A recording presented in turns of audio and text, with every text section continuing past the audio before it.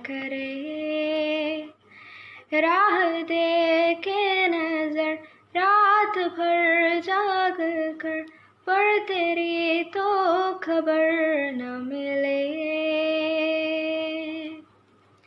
बहुत आई गए यादें, मगर इस बार तुम ही आना, ये रातें फिर से जाने के नहीं लाना, तुम ही आना। അപ്പോൾ ഇനി നമുക്ക് മൂന്നാമത്തെ പാരഗ്രാഫ്.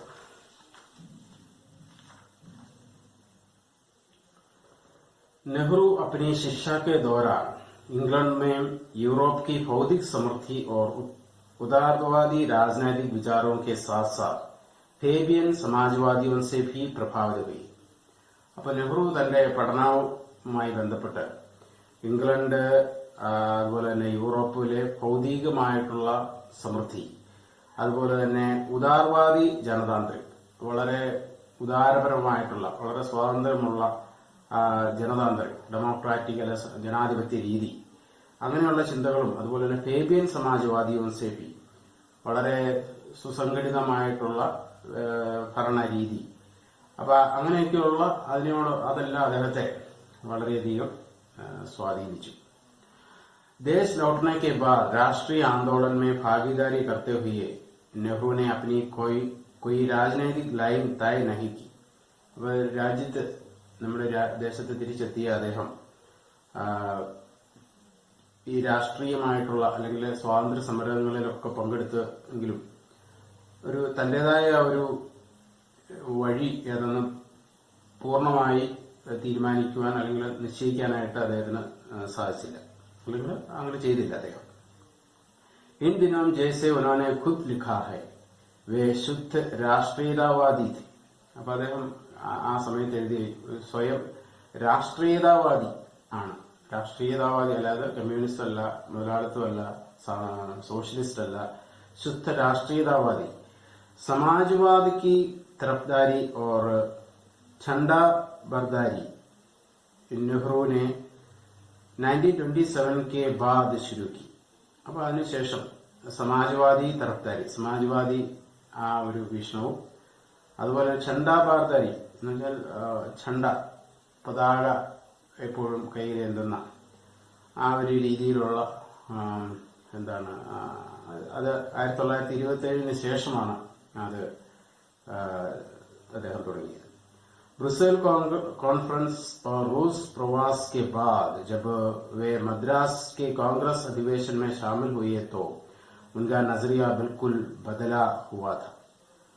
അപ്പോൾ ബ്രുസേൽ കോൺഫറൻസ് മുമ്പ് നമ്മൾ പരാമർശിച്ചായിരുന്നു, അതിൽ പങ്കെടുത്തു. അതുപോലെ തന്നെ റഷ്യയിൽ പോയി കുറെ നാൾ അദ്ദേഹം വസിക്കുകയുണ്ടായി. അപ്പൊ അതിന്റെയൊക്കെ ഫലമായിട്ട് അദ്ദേഹം പിന്നീട് മദ്രാസ് കോൺഗ്രസിലെ സമ്മേളനത്തിലെ അധിവേശനിൽ പങ്കെടുത്തപ്പോൾ അദ്ദേഹത്തിന്റെ കാഴ്ചപ്പാട് മാറിയിരുന്നു. अपनी आत्मकथा में नेहरू ने इसका जिक्र करते हुए लिखा है कि തന്റെ ആത്മകഥയിൽ അതേക്കുറിച്ച് വർണ്ണിച്ചുകൊണ്ട് അദ്ദേഹം എഴുതി, മേരാ ദൃഷ്ടി ബിന്ദു വ്യാപക് ഹോ ഗയാ ഹൈ, എന്റെ കാഴ്ചപ്പാട് വിശാലമായിരിക്കുന്നു. और राष्ट्रीयता का लक्ष्य मुझे निश्चित रूप से तंग और नाकाफी मालूम होता है. അപ്പൊ രാഷ്ട്രീയത കാ ലക്ഷ്യം, ആ ഒരു ലക്ഷ്യം എന്നെ തീർച്ചയായിട്ടും എന്താണ് നാക്കാഫി, ഇൻസഫിഷ്യന്റ്, അല്ലെങ്കിൽ അതിനെ ഒരു ലക്ഷ്യത്തിലെത്താത്ത ഒരു അവസ്ഥയായിട്ട് അദ്ദേഹത്തിന് തോന്നുകയാണ്. इसमें कोई शक नहीं कि राजनैतिक स्वतंत्रता ലജിമി थी. അപ്പൊ അദ്ദേഹത്തിന് ഒരു കാര്യത്തിൽ ഉറപ്പുണ്ടായിരുന്നു, നമുക്ക് രാഷ്ട്രീയമായിട്ടുള്ള സ്വാതന്ത്ര്യം നമുക്ക് ഒഴിച്ചുകൂടാൻ പറ്റാത്ത ഒന്നാണ്. ലജിമി എന്ന് വെച്ച് കഴിഞ്ഞാൽ നമുക്ക് ഒഴിവാക്കാൻ നമുക്ക് ആവശ്യം വേണ്ടതാണ്, അതായത് സ്വാതന്ത്ര്യം നമുക്ക് വേണ്ടതാണ്, അതില്ലാതെ പറ്റത്തില്ല. ലേക്കിൻ യഹ് തോ സഹി ദേശ് മേ കദം ഫർ ഹൈ. പക്ഷെ ഇത് ഒരു ശരിയായ സ്റ്റെപ്പാണ് സ്വാതന്ത്ര്യം, അതായത് നമ്മുടെ നല്ല ഒരു ദേശത്തിന്റെ നിർമ്മാണത്തിന് വേണ്ടിയിട്ടുള്ള ആദ്യത്തെ സ്റ്റെപ്പാണ് ഈ സ്വാതന്ത്ര്യം. അപ്പൊ അതാണ് ഈ ജബ് തക് सामाजिक आजादी न होगी तो समाज और राज का बनाव समाजवादी न होगा. അപ്പോൾ അദ്ദേഹത്തിന്റെ കാഴ്ചപ്പാടില് നമ്മുടെ സമൂഹത്തിന്റെ സ്വാതന്ത്ര്യം ഉണ്ടെങ്കിൽ അല്ലെങ്കിൽ ലഭിച്ചാൽ മാത്രമേ നമ്മുടെ സമൂഹത്തിന്റെയും അതുപോലെ രാജ് കാ ബനാവ് സമാജ്വാദി എന്ന ഹോക. സമാജ്വാദി എന്ന് വെച്ചാൽ എല്ലാവർക്കും തുല്യമായ രീതിയിലുള്ള അവസ്ഥ എല്ലാ കാര്യത്തിലും അത് നടപ്പിലാവുകയുള്ളൂ. तब तक न तो देश उन्नति कर सकता है न उसमें रहने वाले लोग.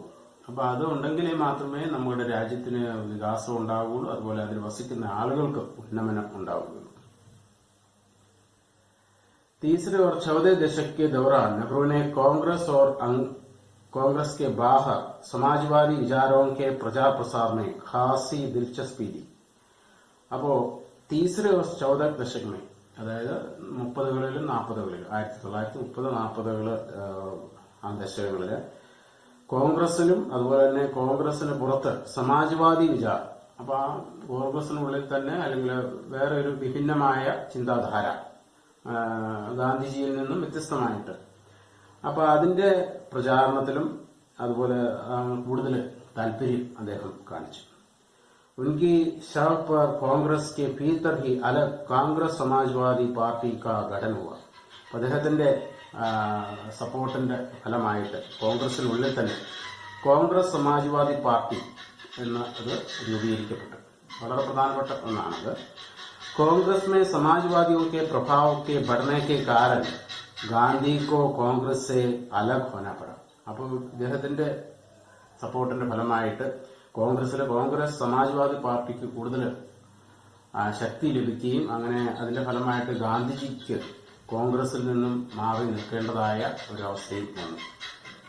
समाजवादियों की तरफदारी करते हुए भी नेहरू पूरी तरह अस्वस्थ और संतुष्ट नहीं थे. അപ്പൊ അതിലേക്കുള്ള പരിശ്രമത്തിലാണെങ്കിൽ പോലും അദ്ദേഹം പൂർണ്ണമായും അതില് സന്തുഷ്ടനായിരുന്നില്ല എന്നുള്ളതാണ്. खासतौर पर समाजवाद को लेकर दुविधा उनके मन में बराबर थी. അപ്പോൾ ഇതുമായി ബന്ധപ്പെട്ട സാമ്യവാദ് കോ ലേക്കർ, സാമ്യവാദം കമ്മ്യൂണിസവുമായി ബന്ധപ്പെട്ട് ഇതിനുമായി ബന്ധപ്പെട്ട് അദ്ദേഹത്തിന്റെ മനസ്സിൽ പല ബുദ്ധിമുട്ടുകളും ഇതുമായി ബന്ധപ്പെട്ട് ഉണ്ടായിരുന്നു. 1929 में श्री भगवत दयाल को एक पत्र में उन्होंने लिखा, जाती तौर पर उनके सिद्धांतों की तरफ मेरा खिंचाव है. हालांकि उनके कितने तौर तरीकों से मैं सहमत नहीं हूं और मुझे इसमें शक है कि उसके लिए हिंदुस्तान कहां तक तैयार हो पाए.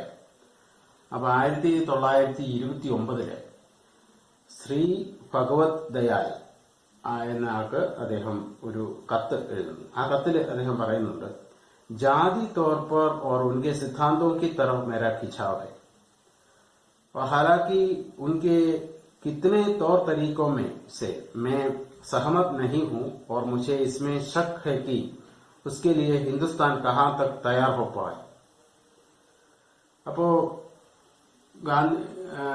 എന്താണ് ജാതി तौर पर उनके सिद्धांतों की तरफ मेरा खिंचाव है. അപ്പം ഇവിടെ ഗാന്ധിജിയുടെ ആ സിദ്ധാന്തങ്ങളോട്, ജാതിയുമായി അല്ലെങ്കിൽ അധകൃത വിഭാഗങ്ങളോടുള്ള കാഴ്ചപ്പാട് ഗാന്ധിജിയുടെ, അപ്പൊ ഹരിജനങ്ങൾ എന്നുള്ള ഒരു വിശേഷണം, അപ്പൊ ഇതിനോടൊക്കെ അദ്ദേഹത്തിനൊരു ഖിഞ്ചാവ് എന്ന് വെച്ചാൽ ചായ്വ് ഉണ്ട്.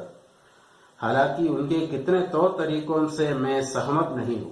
പക്ഷെ അതിനോട് താല്പര്യം ഉള്ളപ്പോഴും അദ്ദേഹത്തിന്റെ മറ്റു പല രീതികളോടും അദ്ദേഹത്തിന് അഭിപ്രായ വ്യത്യാസമുണ്ട്. സഹമത് നഹീ ഹൈ. और मुझे इसमें शक है कि उसके लिए हिंदुस्तान कहां तक तैयार हो पाए. അപ്പൊ ഇതിനുവേണ്ടി നമ്മുടെ ഹിന്ദുസ്ഥാനും എത്രത്തോളം തയ്യാറായിട്ടുണ്ട് എന്ന കാര്യത്തിൽ എനിക്ക് സംശയമുണ്ട്. अपने द्वारा कायम यूथ लोगों के दरवाजे भी उन्होंने सभी तरह के राजनीतिक रुझान वाले लोगों के लिए खुले रखे. അപ്പോൾ എല്ലാ തരത്തിലുമുള്ള രാഷ്ട്രീയ ചായ്വുകളോടും അല്ലെങ്കിൽ ആശയങ്ങളോടും അദ്ദേഹം തുറന്ന മനസ്സ് ആയിരുന്നു. അപ്പൊ എല്ലാത്തിനെയും സ്വീകരിക്കാനായിട്ട്, അതിലെ നല്ല വശങ്ങളെ ഉൾക്കൊള്ളാനായിട്ട് നെഹ്റു തയ്യാറായിരുന്നു എന്നുള്ളതാണ്. ഈ സംബന്ധമേ ഉन्होंने एक पत्र में लिखा, ഇതുമായി ബന്ധപ്പെട്ട ഒരു കത്തിൽ അദ്ദേഹം എഴുതി, ये उन लोगों के लिए भी खुले हैं जिनका रुझान साम्यवाद की तरफ है और उनके लिए भी साम्यवाद के शैतान की खास देन मानते हैं. അപ്പോൾ അദ്ദേഹത്തിന്റെ അദ്ദേഹം എഴുതി തന്റെ കാഴ്ചപ്പാട് അല്ലെങ്കിൽ തന്റെ ഒരു സ്വതന്ത്ര രാജ്യത്തിനുള്ള എങ്ങനെയായിരിക്കണം എന്നുള്ളതിനെ പറ്റി പറയുമ്പോൾ അതെങ്ങനെയുള്ളതാണ്. ജിൻക രുചാൻ സാമ്യവാദ് കി തരവ്, അത് എന്റെ ഒരു ചായ്വ് കമ്മ്യൂണിസം അല്ലെ കമ്മ്യൂണിസത്തിലെ ആ നല്ല വശങ്ങൾ അതിനോടും താല്പര്യമുണ്ട്. അതോടൊപ്പം തന്നെ സാമ്യവാദ് കി ശൈത്താൻ കി ഖാസ് ദേനി, അത് ചെകുത്താന്റെ ഒരു ക്രൂരന്മാരുടെ ഒരു ഇതാണ് എന്ന കാഴ്ചപ്പാടുള്ളവരുണ്ട്. അവർക്കും അവരെയും സ്വീകരിക്കാൻ തയ്യാറുള്ള ഒരു ഐഡിയോളജി ആണ്. ट्रेड यूनियन आंदोलन में भी वे दक्षिण वामपंथियों और वामपंथियों के बीच समान रूप से लोकप्रिय थी. അപ്പോൾ അതുകൊണ്ട് ഈ ആന്തോളൻ അല്ലെങ്കിൽ ഈ സ്വാതന്ത്ര്യ സമര ഘട്ടത്തില് ദക്ഷിണപന്ഥിയും, ദക്ഷിണ റൈറ്റിസ്റ്റ് വലതുപക്ഷം, അതുപോലെ തന്നെ വാംപന്ഥിയും എന്ന് വെച്ചാൽ ലെഫ്റ്റിസ്റ്റ്, അപ്പൊ ഈ രണ്ട് കൂട്ടർക്കും വലതുപക്ഷത്തിനും ഇടതുപക്ഷത്തിനും ഇദ്ദേഹത്തിന്റെ ഒരുപോലെ ഈ നെഹ്റു സ്വീകാര്യനായി മാറി. അതായത് എല്ലാ ആശയങ്ങളെയും അദ്ദേഹം ഉൾക്കൊള്ളാൻ തയ്യാറായിരുന്നു എന്നുള്ളതുകൊണ്ടാണ്. അങ്ങനെയാണ് അദ്ദേഹം എല്ലാവരും സുസമ്മതനായ ഒരു നേതാവായി മാറി. അതുപോലെ തന്നെ ലോക രാജ്യങ്ങളിലും അദ്ദേഹം ലോകപ്രിയനായ ഒരു നേതാവായി മാറിയതിന് കാരണം ഇത്തരത്തിലുള്ള എല്ലാ ആശയങ്ങളെയും ഉൾക്കൊള്ളാൻ അദ്ദേഹം തയ്യാറായിരുന്നു എന്നുള്ളതുകൊണ്ടാണ്. त्रिपुरा कांग्रेस के दौरान भी जब समाजवादी सुभाष चंद्र बोस को त्याग पत्र देने के लिए विवश किया गया तो नेहरू ने इस कार्यवाही का समर्थन नहीं किया. അപ്പൊ നമുക്കറിയാം ത്രിപുര കോൺഗ്രസ് നമ്മുടെ ചരിത്രത്തിന്റെ ഭാഗമാണ്. അപ്പൊ അതില് സമാജ്വാദി സുഭാഷ് ചന്ദ്രബോസ്, അപ്പോൾ ഈ സമാജ്വാദി എന്ന് പറയുന്നത് അതിനെ സപ്പോർട്ട് ചെയ്തത് നെഹ്റു ആണെന്ന് പറഞ്ഞു. അപ്പൊ അതില് ആ ആശയത്തിൽ പിന്തുണച്ചിരുന്ന, അതായത് ഗാന്ധിജിക്ക് എഗനിസ്റ്റ് ആയിട്ട് അല്ലെങ്കിൽ ഗാന്ധിജി ആശയങ്ങളോട് വിരുദ്ധത പുലർത്തുന്ന ഉള്ള ഒരാളായിരുന്നല്ലോ നമുക്കറിയാം സുഭാഷ് ചന്ദ്രബോസ്. സുഭാഷ് ചന്ദ്രബോസിന് ഗാന്ധിജിയുടെ രീതികളായിരുന്നില്ല. അദ്ദേഹം കുറച്ചുകൂടെ ഹിംസാത്മകമായ രീതിയിലാണ് യുദ്ധം ചെയ്താണെങ്കിൽ പോലും സ്വാതന്ത്ര്യം നേടണമെന്ന ആശയമായിരുന്നു അദ്ദേഹത്തിനുള്ളത്. അപ്പൊ അത്തരത്തിലുള്ള ഈ സുഭാഷ് ചന്ദ്രബോസ് ഗാന്ധിയൻ രീതികളോട് നീരസം പ്രകടിപ്പിച്ചുകൊണ്ട് അദ്ദേഹം ത്യാഗപത്ര രാജി കൊടുക്കുകയുണ്ടായി കോൺഗ്രസ്.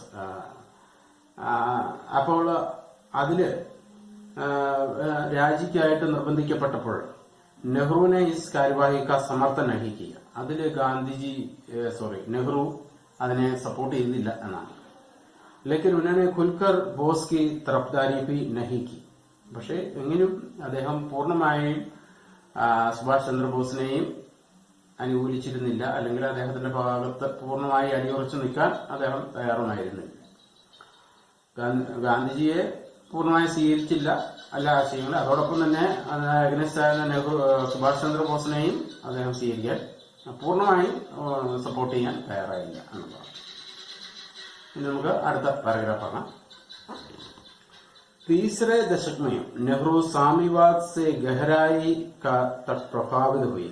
അപ്പൊ തീസറെ ദശക് 1930കളിലെ ഈ സാമ്യവാദ് അതായത് കമ്മ്യൂണിസം അദ്ദേഹത്തെ വളരെയധികം സ്വാധീനിച്ചു.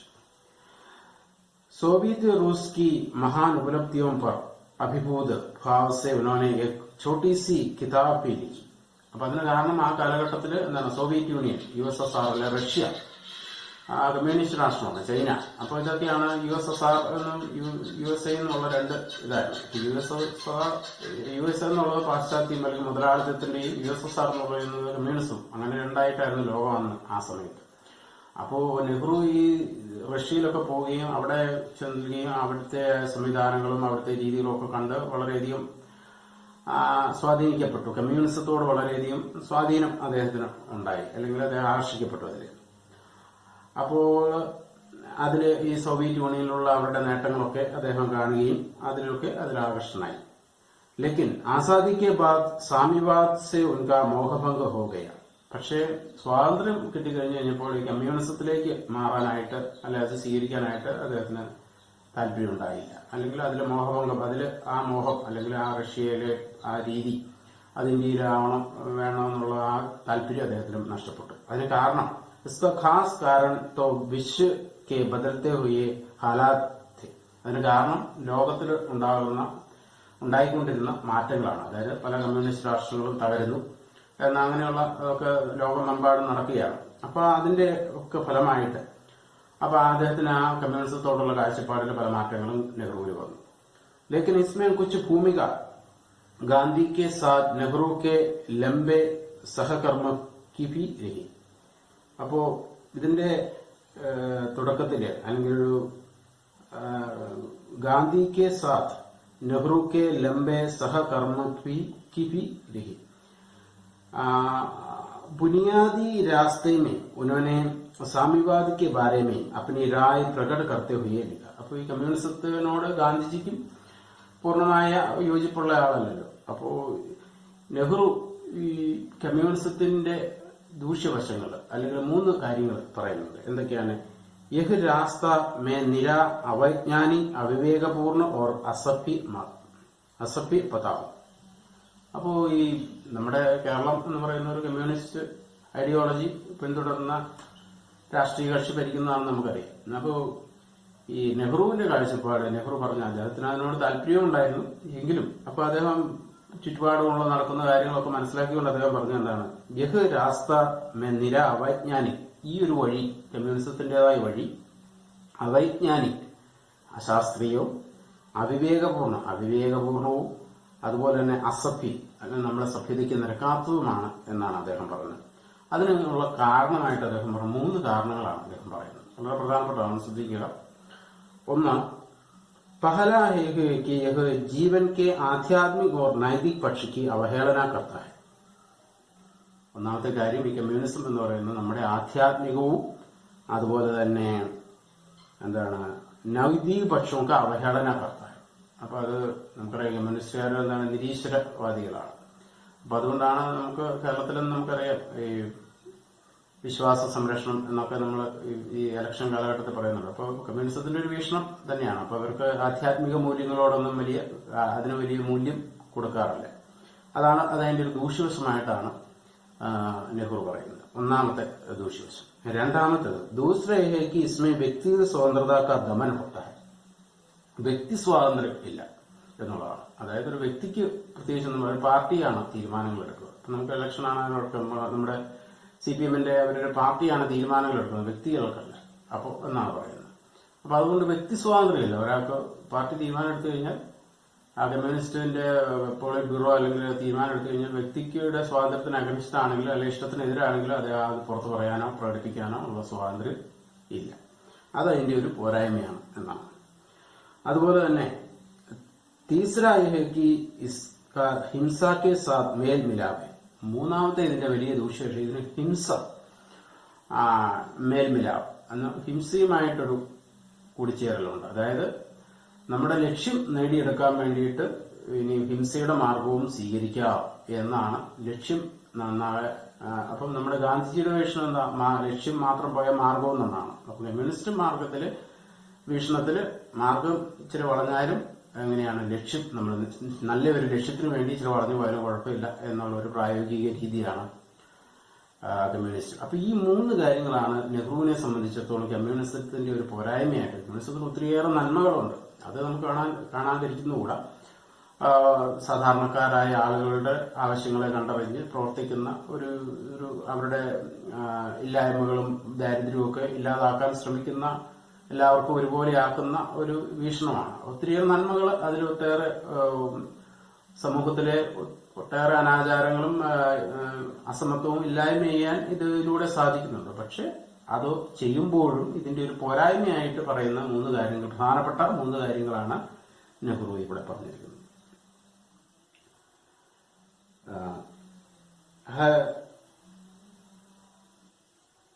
साम्यवाद से मोहभंग के बाद भी गरीबी के सवाल को राजनीति से जोड़ने का समाजवादी जज्बा നെഹ്റു में आजादी के बाद भी बना रहा.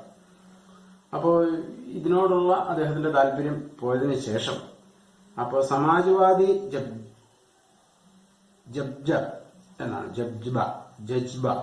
നെഹ്റു ജജ്ബ എന്ന് വെച്ച് കഴിഞ്ഞാൽ അതിനോടുള്ള ആ ഒരു ഇമോഷൻ, അതിനോടുള്ള താല്പര്യം, അത് സ്വാതന്ത്ര്യത്തിന് ശേഷവും അദ്ദേഹത്തിൽ നിലനിന്നിരുന്നു എന്നുള്ളതാണ്. हालांकि पश्चिम की भौतिक समृद्धि और उदार लोकतांत्रिक विचार के बुनियादी संस्कार और विश्व के बदलते हालात के कारण पूंजीवाद के बारे में नेहरू ने बुनियादी रास्ता में लिखा. അപ്പോൾ ലോകം വ്യാപകമായി പ്രത്യേകിച്ച് മുതലാളിത്ത രാഷ്ട്രങ്ങളിലൊക്കെ നടക്കുന്ന പാശ്ചാത്യ രാജ്യങ്ങളിലൊക്കെ നടക്കുന്ന അതിവേഗത്തിലുള്ള വികസനം, അപ്പൊ അതും അദ്ദേഹം കാണുന്നുണ്ട്. അപ്പൊ അത് കണ്ടുകൊണ്ട് അദ്ദേഹം എഴുതിയ ബുനിയാദി രാസ്തയിൽ അദ്ദേഹം എഴുതുകയാണ്, पूंजीवाद ने जनतंत्र को अपनाकर अपनी अनेक बुराइयों को निष्प्रभ कर दिया है. പൂഞ്ചിവാദ് എന്ന് പറയുന്നത് ഈ ജനാധിപത്യത്തെ എന്നാ ചെയ്യുന്നത്, അപനാക്കർ, അത് കയ്യിൽ എടുത്ത്, അല്ലെങ്കിൽ മുതലാളിത്തം ജനാധിപത്യത്തെ കയ്യിലെടുത്തുകൊണ്ട് അനേക ബുരായിയോക്കോ നിഷ്പ്രഭ കർ ദിയ ഹെ, അനേകം ദുരാചാരങ്ങളെയൊക്കെ ഇല്ലാതാക്കിയിട്ടുണ്ട്. और दरअसल अब यह वही नहीं है जो एक या दो पीढ़ियों पहले था. അപ്പോൾ കഴിഞ്ഞ 2-3 തലമുറകൾക്ക് മുമ്പ് നടന്ന രീതിയിലല്ല ഇപ്പോൾ പല മുതലാളിത്ത രാജ്യങ്ങളിലും ഈ പറഞ്ഞ കമ്മ്യൂണിസ്റ്റ് വിഭാഗം ചെയ്യുന്ന പോലെയുള്ള നന്മകളൊക്കെ കൊണ്ടുവരുവാനായിട്ട് സാധിക്കുന്നുണ്ട്. അപ്പം പണ്ട് കാലത്ത് പോലെയുള്ള അടിമത്തവും അല്ലെങ്കിൽ പീഡനമൊന്നും ഇപ്പം ഉണ്ടാകുന്നില്ല. അപ്പൊ ഇങ്ങനെയുള്ള വികസിത രാജ്യങ്ങളിലും ഈ പറയുന്ന വികസനങ്ങൾ ഉണ്ടാകുന്നത് നെഹ്റു കാണുന്നുണ്ട്. पूंजीवाद ने जनतंत्र को अपनाकर अपनी अनेक बुराइयों को निष्प्रभ कर दिया और दरअसल अब यह वही नहीं है जो एक या दो पीढ़ियों पहले था. आगे उन्होंने लिखा है कि इन दोनों के बीच की दूरी कम होना तय है. അപ്പൊ ഇത് രണ്ടും തമ്മിലുള്ള വിടവ് അത് കുറയ്ക്കണം, അതാണ് നിശ്ചയിക്കുന്നത്. അതായത് ഈ മുതലാളിത്തവും ജനാധിപത്യവും തമ്മിലുള്ള അകൽച്ച അത് കുറയ്ക്കുക. രണ്ടിലെയും നല്ല വശങ്ങളെ ഉൾക്കൊള്ളുകൊണ്ട് രാജ്യത്തിന്റെ പുരോഗതിക്ക് വേണ്ടി എല്ലാത്തിനെയും നമ്മളിങ്ങനെ ഒരു നെഗറ്റീവ് വീക്ഷണത്തോടെ കാണാതെ അതിന്റെ നല്ല വശങ്ങളെ ഉൾക്കൊള്ളണം എന്നുള്ളതാണ് നെഹ്റുവിന്റെ കാഴ്ച. क्योंकि समाजवाद के कई विचार एक एक करके पूंजीवाद व्यवस्था में समावित किए जा रहे हैं. ഇപ്പോൾ സമാജ്വാദ് എന്ന് പറയുന്ന കാഴ്ചപ്പാട് അത് ഈ പൂഞ്ചിവാദിൽ അല്ലെങ്കിൽ ക്യാപിറ്റലിസത്തിലേക്കും നമുക്ക് കൂടിച്ചേർക്കാനായിട്ട് സാധിക്കും എന്നുള്ളതാണ്. पूंजीवाद की एक ही बात नेहरू को अखेरता थी, वह यह कि उसकी ताकतों पर अगर निगरानी नहीं रखी जाए तो वे गरीब को और गरीब तथा अमीर को और अमीर बनाती है. അപ്പൊ ഈ ക്യാപിറ്റലിസത്തെ പൂഞ്ചിവാദത്തിന്റെ ഒരു ദോഷമായിട്ട് നെഹ്റു പറയുന്നത്, അത് നമ്മൾ അതിൽ ശ്രദ്ധാപൂർവം ശ്രദ്ധ ചെലുത്തിയില്ലെങ്കിൽ പാവപ്പെട്ടവർ കൂടുതൽ പാവപ്പെട്ടവരും പണക്കാർ കൂടുതൽ പണക്കാരും ആയിത്തീരും. അപ്പൊ അതുകൊണ്ട് അത് വളരെ ശ്രദ്ധാപൂർവം അതിൽ ശ്രദ്ധിക്കണം എന്നുള്ളതാണ് അത് നമ്മൾ സ്വീകരിക്കുമ്പോൾ. इस मुद्दे पर नेहरू समाजवाद को अच्छे पाते हैं क्योंकि वह जानबूझकर सामान्य प्रक्रिया में हस्तक्षेप करता है. അപ്പോൾ ഈ വിഷയത്തിൽ നെഹ്റു സമാജ്വാദ് ഏറ്റവും നല്ല രീതി എന്ന് പറഞ്ഞാൽ സമാജ്വാദാണ് എന്നാണ് അദ്ദേഹത്തിന്. അതായത് രണ്ടിനെയും കൂടെ ഉൾക്കൊള്ളുന്ന ഒരു രീതി, അതാണ് നെഹ്റുവിന്റെ കാഴ്ചപ്പാട്, സമാജ്വാദം എന്ന് പറയുന്നത്. അപ്പൊ അതാണ് ഏറ്റവും നല്ലത് എന്നാണ്. ക്യോങ്കി യഹ് ജാൻ ബൂജ്കർ സാമാന്യ പ്രക്രിയമേ ഹസ്താക്ഷേപ് കർത്താ ഹൈ, അതായത് ബോധപൂർവം സാധാരണ പ്രക്രിയകളിൽ അത് അതിൽ ഇടപെടും. और इस तरह यह सिर्फ उत्पादक शक्ति में कुछ जोड़ता है बल्कि गैर बराबरी काम कम करता है. അതായത് ഈ ഉൽപാദനത്തിലൊക്കെ ഇടപെടുകയും അതുപോലെ ഗൈർ ബാർബരി എന്ന് വെച്ച് കഴിഞ്ഞാൽ നീതിയല്ലാത്ത കാര്യങ്ങളൊക്കെ, ന്യായയുക്തമല്ലാത്ത അന്യായമായ കാര്യങ്ങളൊക്കെ കുറയ്ക്കുകയും ചെയ്യുന്ന രീതിയാണ് എന്നാണ് സമാജ്വാദി കാഴ്ചപ്പാട്. ഇനി ഇതിന്റെ അവസാനത്തെ പാരഗ്രാഫിലേക്ക് പോകാം, ഏറ്റവും അവസാനത്തെ. इस तरह निरंतर आत्मसंघर्ष और जद्दोजहद में गुजरकर नेहरू इस महादेश के विकास उत्कर्ष के लिए बुनियादी रास्ता तय करते हैं. അപ്പൊ അങ്ങനെ നമ്മുടെ ഈ രാജ്യത്തിന്റെ എന്താണ് വികസനത്തിന് വേണ്ടിയിട്ട് ആത്മസംഘർഷവും അതുപോലെ ജദ്ദോജഹദ് എന്ന് വെച്ച് കഴിഞ്ഞാൽ സ്ട്രഗിൾ ആണ്, നിരന്തരമായ പരിശ്രമമാണ്. അപ്പൊ ഇത് നമ്മുടെ രാജ്യത്തിന്റെ വികസനം വേണ്ടിയിട്ട് വേണം എന്നുള്ളത് അതായത് എന്താണ് ബുനിയാദി രാസ്തയിൽ അദ്ദേഹം എഴുതുന്നുണ്ട്. वो उनके अनुसार विकास के सभी तयशुदा रास्तों से अलग इस देश की परिस्थितियों के अनुകൂल नया रास्ത है. അപ്പോൾ നമ്മൾ മുൻകൂട്ടി തീരുമാനിക്കപ്പെട്ട രീതികൾക്ക് പകരം നമ്മുടെ ദേശത്തിനും പരിസ്ഥിതിക്കും യോജിച്ചത് നമ്മൾ വഴി നമ്മൾ രാസ്ത, നെഹ്റുവിന്റെ രാസ്ത എന്നാണല്ലോ ഇതിന്റെ ഇതിനകത്തിന്റെ പേര് തന്നെ. അപ്പൊ അങ്ങനെ ഒരു രാസ്ത, അതായത് വഴിയാണ്. അതായത് നമ്മൾ മുൻകൂട്ടി ഒരു വഴി തീരുമാനിച്ചു പോവുകയല്ല, മറിച്ച് പരിസ്ഥിതിക്ക് അനുസരിച്ച് സാഹചര്യങ്ങൾക്കനുസരിച്ച് നമ്മൾ വഴി മാറണമെങ്കിൽ മാറണം എന്നുള്ളതാണ്. इसमें विकास के सभी प्रचलित रास्तों से कुछ न कुछ लिया गया. അപ്പൊ അതുകൊണ്ട് പ്രചരിക്കപ്പെട്ടിട്ടുള്ള അല്ലെങ്കിൽ നടപ്പിലുള്ള എല്ലാ വഴികളിൽ നിന്നും ഐഡിയോളജികളിൽ നിന്നും നല്ല വശങ്ങളെ ഉൾക്കൊള്ളണം എന്നുള്ളതാണ്. എല്ലാത്തിൽ നിന്നും കുറേശ്ശെ എടുക്കും. ഇപ്പൊ നമ്മുടെ ഇന്ത്യയുടെ ഭരണഘടന നമ്മൾ എടുക്കും. ആ ഭരണഘടന എങ്ങനെയാണ്? ഏതെങ്കിലും ഒരു രാജ്യത്തെ കോപ്പിയിടുകയല്ല. എല്ലാ രാജ്യങ്ങളിലെയും ഭരണഘടന, അന്ന് നിലവിലുണ്ടായിരുന്ന രാജ്യങ്ങളിലെ ഭരണഘടനകളുടെ നല്ല വശങ്ങൾ നമ്മൾ സ്വീകരിച്ചിരിക്കുകയാണ്. അപ്പൊ അതാണ് നെഹ്റുവിന്റെ ഒരു വീക്ഷണം. അതാണ് നമ്മുടെ ഭരണരീതിയിലും ഐഡിയോളജികളിലും ഒക്കെ അതാണ്, ആ രീതി വേണം എന്നാണ്. അത് സമാജ്വാദി കാഴ്ചപ്പാടാണ്. ഗാന്ധി गांवों को ആത്മനിർഭരത के लिए विकेंद्रीकरण को आवश्यक मानते थे. ഇപ്പൊ ഗാന്ധിജി എന്താണ്, നമ്മുടെ ഗ്രാമങ്ങൾ വികസിപ്പിക്കണം, ഗ്രാമങ്ങളിലാണ് ഇന്ത്യയുടെ ആത്മാവ് എന്നാണ് ഗാന്ധിജി പറയുന്നത്. അപ്പൊ അതുപോലെ തന്നെ ആത്മനിർഭർ, അവരെ സ്വയം തൊഴിൽ കണ്ടെത്തി അവരെ സ്വന്തം കാലിൽ നിൽക്കാൻ പ്രാപ്തരാക്കണം. അങ്ങനെ അധികാര വികേന്ദ്രീകരണം നടത്തണം. ഇതാണ് ഗാന്ധിജിയുടെ കാഴ്ചപ്പാട്. പക്ഷെ നെഹ്റു പറയുന്നത് നെഹ്റു की राय इसमें बिल्कुल भिन्न थी. നെഹ്റുവിന്റെ അഭിപ്രായം കുറച്ച് വിഭിന്നമായിരുന്നു. അതിന് കാരണം എന്താണ്? उसके अनुसार इसका मतलब उत्पादक के पुराने और किंचित आदिम तरीकों की तरफ लौटना होगा. അപ്പൊ അതുകൊണ്ട് നെഹ്റു പറയുന്നത് നമ്മൾ അത്തരത്തിലേക്ക് ഗ്രാമവികസനങ്ങളിലേക്കും അല്ലെങ്കിൽ ഗ്രാമങ്ങളെ ശക്തിപ്പെടുത്താനായിട്ട് നമ്മൾ പോയി കഴിയുമ്പോൾ പഴയ കൃഷി രീതികളും ഒക്കെ പിന്തുടരേണ്ടതായിട്ട് വരും. അപ്പം വേഗത്തിലുള്ള വികാസം നമ്മുടെ രാജ്യത്തിന് സാധിക്കില്ല. പക്ഷെ പാശ്ചാത്യ രാജ്യങ്ങളിലൊക്കെ എങ്ങനെയാണ് വികാസം സാധിച്ചത്? അവർ വളരെ മോഡേൺ ടെക്നോളജിയും ഉപകരണങ്ങളും ആധുനിക ഉപകരണങ്ങളും മെഷീനുകളും ഒക്കെ ഉപയോഗിച്ചുകൊണ്ടാണ്. അപ്പൊ അത്തരത്തിലുള്ള ഉപയോഗമാണ് വേണ്ടത് എന്നുള്ളതാണ് നെഹ്റുവിന്റെ വീക്ഷണം. उत्पादन के पुराने और किंचित आदमियों तरीकों की ओर लौटना होगा.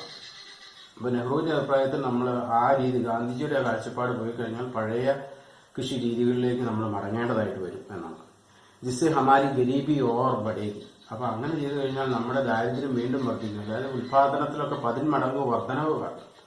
രാജ്യത്തിന് ജനസംഖ്യ വർദ്ധിച്ചുകൊണ്ടിരിക്കുകയാണ്. അപ്പൊ അതനുസരിച്ച് അപ്പോൾ നമ്മൾ പഴയ രീതികൾ തന്നെ പിന്തുടർന്നുകൊണ്ടിരുന്നു കഴിഞ്ഞാൽ നമ്മുടെ ദാരിദ്ര്യം വർദ്ധിക്കുകയുള്ളൂ, വികാസം ഉണ്ടാകില്ല എന്നാണ്.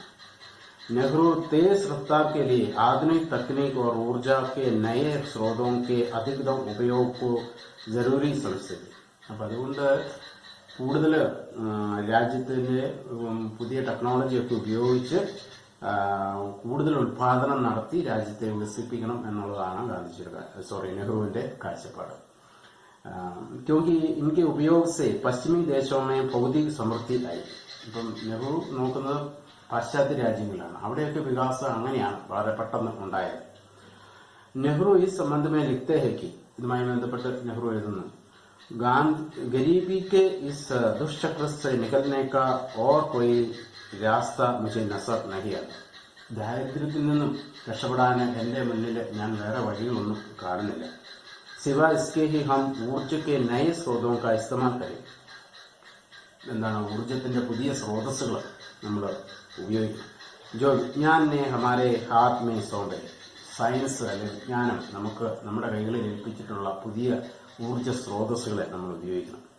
നെഹ്റു ये भी चाहते हैं कि इस रास्ते पर चलकर जो समृद्धि आए वे पूंजीवादी समाजों की तरफ कुछ लोगों या तबकों तक ही सीमित नहीं रहे, उसके बराबर बंटवारे का कोई कारगर प्रबंध हो.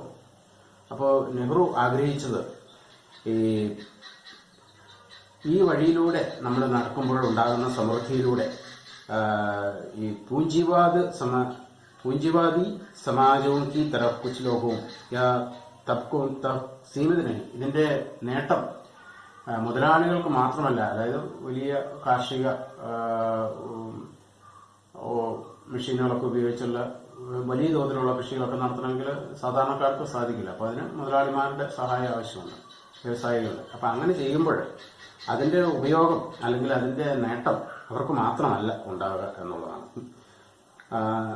ഉസ്കെ ബരാബർ ബട്ടുവാരെ കൈ കരാഗർ പ്രബന്ധം. അപ്പം അത് വിഭജിക്കപ്പെട്ട അതിൻ്റെ നേട്ടം എല്ലാവർക്കും എത്തിക്കുവാൻ ആവശ്യമായിട്ടുള്ള ഏർപ്പാട്, അതിനുള്ള രീതികൾ ചെയ്യണം. विकास के काम को निरंतर सुनियोजित और संतुलित ढंग से चलाने के लिए നെഹ്റു ഏകീകൃത രാഷ്ട്രീയ യോജന को जरूरी मानते थे. അപ്പോൾ നമ്മുടെ രാഷ്ട്രത്തിന്റെ വികാസം നിരന്തരവും അതുപോലെ തന്നെ ഒരു കൃത്യമായ പ്ലാനിങ്ങിലൂടെയും അതുപോലെ സന്തുലിതമായി നടക്കുന്നതിന് വേണ്ടിയിട്ട് ഒരു ഏകീകൃതമായിട്ടുള്ള രാഷ്ട്രീയ യോജന, ഒരു രാഷ്ട്രീയ പദ്ധതി, ഒരു ഇന്ത്യയുടെ ഒരു പ്ലാൻ, അതാണ് നമ്മൾ 5 year പ്ലാൻ എന്ന് ഗാന്ധിജി നെഹ്റു ആവിഷ്കരിച്ച पंचवत्सर पद्धति എന്ന് പറയുന്നത്. അത് ആവശ്യമാണ് എന്ന് അദ്ദേഹം उनके अनुसार महज परियोजनाओं और कार्यक्रमों का जमावड़ा नहीं बल्कि इसका अर्थ तरक्की की रफ्तार और बुनियाद को मजबूत करने का सुविचारित तरीका है. അപ്പോൾ ഇത് ഈ പദ്ധതികൾ, ഈ 5 year പ്ലാനുകളൊക്കെ എന്തിനു വേണ്ടിയിട്ടാണ്? നമ്മുടെ വികാസത്തിന്റെ സ്പീഡ് വർദ്ധിപ്പിക്കണം, അതിനു വേണ്ടിയിട്ടാണ്.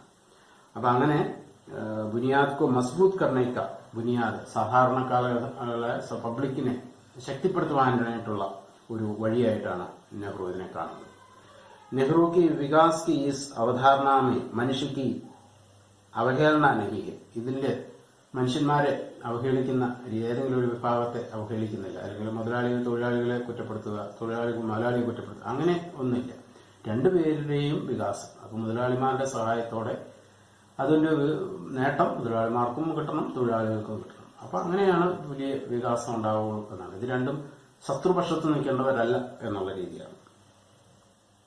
इसकी प्राथमिकताओं में तेज रफ्तार विकास के साथ साथ जड़ समाज के वर्गीय ढांचे को तोड़ने के लिए भी भूमि सुधार, सही शिक्षा, अच्छे स्वास्थ्य के लिए भी जगह है. ഇതോടൊപ്പം തന്നെ इसकी प्राथमिकताओं की तेज, അതോടൊപ്പം തന്നെ അതിന്റെ ആ സ്പീഡ്, സമാജ് വർഗീയ ഢാഞ്ചെ, സമൂഹത്തിലെ വർഗീയമായിട്ടുള്ള വേർതിരിവ് അല്ലെങ്കിൽ മതപരമായിട്ടുള്ള വേർതിരിവുകൾ അതൊക്കെ ഇല്ലാതാക്കുക. അതുപോലെ തന്നെ ഭൂമി പരിഷ്കരണങ്ങൾ, സഹി ശിക്ഷ, ശരിയായ വിദ്യാഭ്യാസം, അപ്പോൾ അതുപോലെ തന്നെ അച്ഛ സ്വാസ്ഥ്യം, നല്ല ആരോഗ്യം, ഇതെല്ലാം ഇതോടൊപ്പം തന്നെ ഉണ്ടാകണം. അതിനൊക്കെ സ്ഥാനം അദ്ദേഹത്തിന്റെ ഈ കാഴ്ചപ്പാടിൽ ഉണ്ട്. ഇനി അവസാനത്തെ പാരഗ്രാഫിലേക്ക് വരികയാണ്. नेहरू का यह रास्ता कितना कारागर है, यह खुद नेहरू ने इस पर कितना अमल किया, नेहरू और जिंदा रहते तो इस पर कितना कायम रहते, इन सवालों पर लंबी बहस भी गुंजाइश. അപ്പോൾ ഇത് നെഹ്റുവിന്റെ ഈ കാഴ്ചപ്പാടുകളോട് നെഹ്റു തന്നെ എത്രത്തോളം അതിൽ സ്ഥിരമായിരുന്നു, അല്ലെങ്കിൽ അത് എത്രത്തോളം പ്രായോഗികമാണ്, ഇതിനെപ്പറ്റിയൊക്കെ ബുദ്ധിജീവികളുടെ ഇടയിൽ ഒക്കെ ചർച്ചകൾക്ക് ഉള്ള സാധ്യതകൾ ഇപ്പോഴും ഉണ്ട്. ബുദ്ധിജീവിयों के बीच इन सवालों पर खूब बहस मुबाहिसा हुआ है. അപ്പൊ ഇതുമായി ബന്ധപ്പെട്ട് ധാരാളം ചർച്ചകൾ അദ്ദേഹത്തിന്റെ ഈ കാഴ്ചപ്പാടുകൾ ബന്ധിച്ച് ബുദ്ധിജീവികളുടെ ഇടയിൽ നടക്കുന്നുണ്ട്, അല്ലെങ്കിൽ നടന്നിട്ടുണ്ട്. ऐसे समय में जब हमारा सारा राजनीतिक आचरण विचारहीन हो गया है, यही क्या कम है कि नेहरू सोचते विचारों थे, और सबसे अहम बात यह है कि अपने समय की विचारधाराओं के साथ उनका संबंध द्वंद्व का था. അപ്പോൾ അദ്ദേഹത്തിന്റെ ആ കാലഘട്ടത്തിലെ ഐഡിയോളജി, വിചാരധാരകളുമായിട്ട് നിരന്തര സംഘർഷം ആയിരുന്നു അദ്ദേഹം ചെയ്തുകൊണ്ടിരുന്നത്. പുതിയ പുതിയ ആശയങ്ങൾ ഉണ്ടാകുക എന്നുള്ളത്.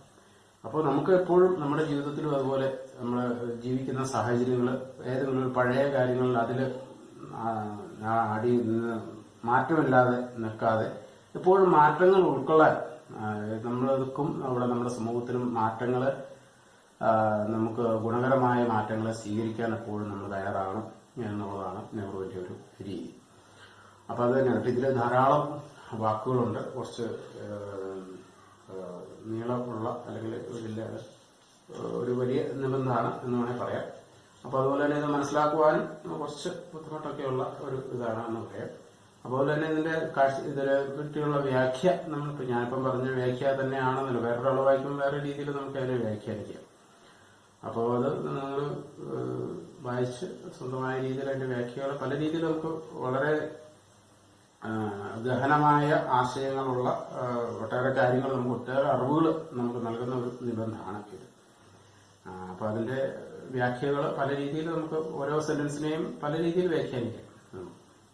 അപ്പൊ ഞാൻ എന്റേതായ രീതിയിലുള്ള വ്യാഖ്യാനമാണ് ഇപ്പോൾ അവതരിപ്പിച്ചത്. ഇത് ഇച്ചിരി അരമണിക്കൂറിലൊക്കെ കൂടുതലായിട്ടുണ്ട് സമയം. അപ്പൊ അത് ഇത്രയും വലിയ ചാപ്റ്റർ ആയതുകൊണ്ടാണ്. അപ്പൊ അങ്ങനെ ഇത് വായിച്ച് നിങ്ങൾ സ്വന്തമായി വായിച്ച് ഈ വീഡിയോയുടെ സഹായത്തോടെ ഇത് മനസ്സിലാക്കാൻ പരിശ്രമിക്കുക. അപ്പോൾ ഇതുമായി ബന്ധപ്പെട്ട് ഈ പാഠവുമായി ബന്ധപ്പെട്ടുള്ള ക്വസ്റ്റ്യൻ ആൻസർ പരീക്ഷയ്ക്ക് ചോദിക്കുന്ന ചോദ്യങ്ങൾ നമ്മളുമായി ബന്ധപ്പെട്ട കാര്യങ്ങൾ നമ്മൾ അടുത്ത ക്ലാസ്സിൽ ചർച്ച ചെയ്യുന്നതായിരിക്കും. എല്ലാവർക്കും നന്ദി.